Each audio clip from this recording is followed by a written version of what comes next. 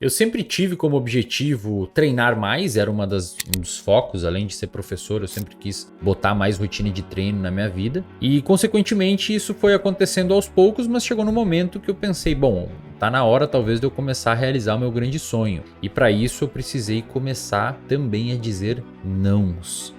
Vários nãos. E isso me levou a uma reflexão que pode ser importante para você que eventualmente esteja aí querendo fazer alguma coisa numa área da sua vida e não consegue. Talvez você justamente não esteja conseguindo fazer o que você se propõe a fazer porque você não consegue dizer não para outras coisas. E isso muda totalmente a lógica de quem é você e principalmente da sua autoeficácia.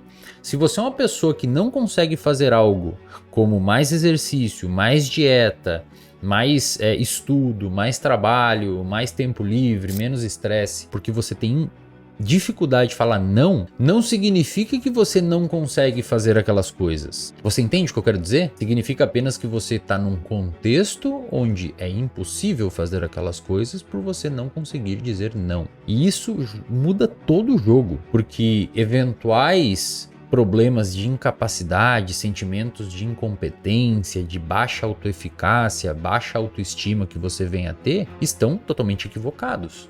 Você é uma pessoa que consegue. Você em si é uma pessoa que consegue por si próprio. Porém, você está dentro de um contexto que inviabiliza realizar esse tipo de comportamento. Seria o equivalente a você tentar esquiar e morar num país que é desértico. Você não vai conseguir esquiar porque simplesmente não tem montanhas, mas não é que você não consegue esquiar. O contexto não está permitindo que você desabroche as suas habilidades e as suas competências. É por isso que eu considero a profissão atleta, um atleta de elite mesmo, atleta pro, a pessoa que vive disso, que é a profissão do atleta. Uma das coisas mais difíceis que existe, não só pelo fato do treino em si, mas principalmente porque o atleta abriu mão de todas as outras vidas que ele poderia ter. Sabe quando você vê uma pessoa que é empresário, por exemplo, e decidiu correr ou decidiu fazer musculação? Essa pessoa em algum momento vai ter que tomar uma decisão que envolve ampliar o negócio, continuar estudando mais uma determinada área para melhorar e ganhar mais dinheiro, ou seguir com esse tempo livre para se dedicar ao esporte, que é o hobby dessa pessoa. Um atleta profissional abriu mão de qualquer coisa aqui que envolve negócio ou aprimorar suas habilidades em outras áreas de forma aprofundada, porque ele passa 5, 6, 8 horas por dia pensando e treinando para um esporte específico. Isso por si só é dificílimo, tá, pessoal? Não é só a gente fala, pô, atleta profissional treina um monte.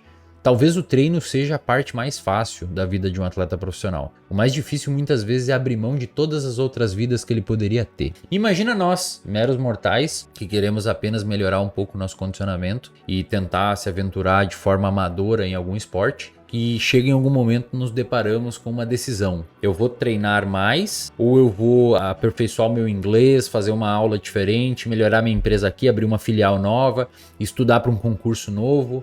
Já tenho um cargo, mas quero um cargo, mas aí para isso eu vou ter que tirar um pouco os treinos, diminuir o volume aqui, porque eu vou estar muito cansado. Sabe, é uma decisão que envolve dizer não. Quando eu me propus lá no início a fazer mais e criar o RD e criar minhas 3 empresas e fazer acontecer e sempre quis ser um cara que faz mais esporte, automaticamente eu disse não para uma série de coisas. Como é que eu vou, por exemplo, acordar no domingo de manhã, fazer 16, 18, 20 quilômetros de corrida, sendo que na noite anterior eu fiquei até 1 da manhã numa confraternização bebendo? Não dá, é incompatível, eu vou estar desidratado, eu vou ter cãibra, eu não vou conseguir. Então quando você decide fazer alguma coisa na sua vida, vem uma penca de nãos como consequência. E arrisco dizer que as pessoas que não conseguem fazer o que se propuseram a fazer, elas não é que elas não conseguem por serem incapazes de fazer, ó.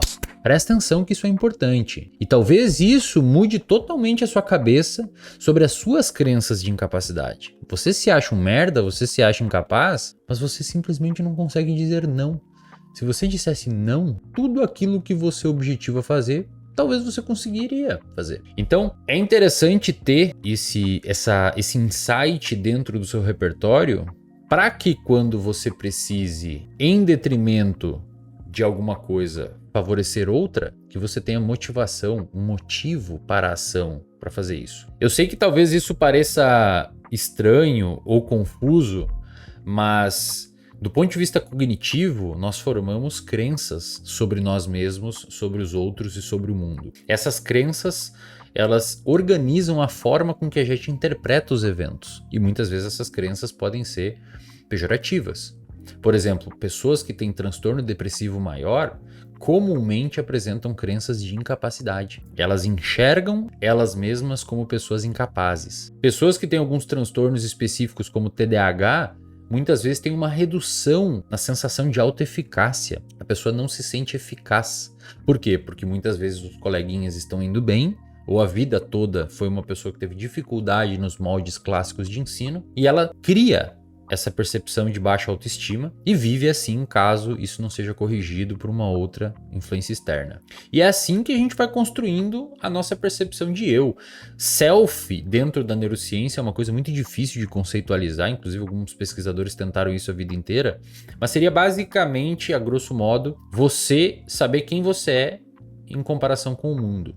E essa comparação ela sempre vai existir. E normalmente quando a gente se propõe a fazer alguma coisa e não consegue, é um pontinho para a caixinha da insuficiência. Porém, muitas vezes, de novo, você não consegue fazer o que você se propôs porque você não controlou, não mudou o seu ambiente. E você não é uma pessoa incapaz em fazer aquilo, mas sim uma pessoa que está vivendo num contexto que torna você incapaz de fazer aquilo. Vocês entendem a diferença sobre isso? Uma coisa é você não conseguir por inabilidade, por incapacidade. Outra coisa é você não conseguir porque o ambiente não deixa. Porque você não vai conseguir fazer dieta se vive no meio de um monte de pessoa que só bebe e come um monte. Você não vai conseguir treinar se as pessoas ficam te zoando, jogando na sua cara que você mudou, que tá diferentão, agora só se preocupa com o corpo. Você não vai conseguir estudar se as pessoas ficarem zoando de você por estar estudando. Então não é que você não consegue.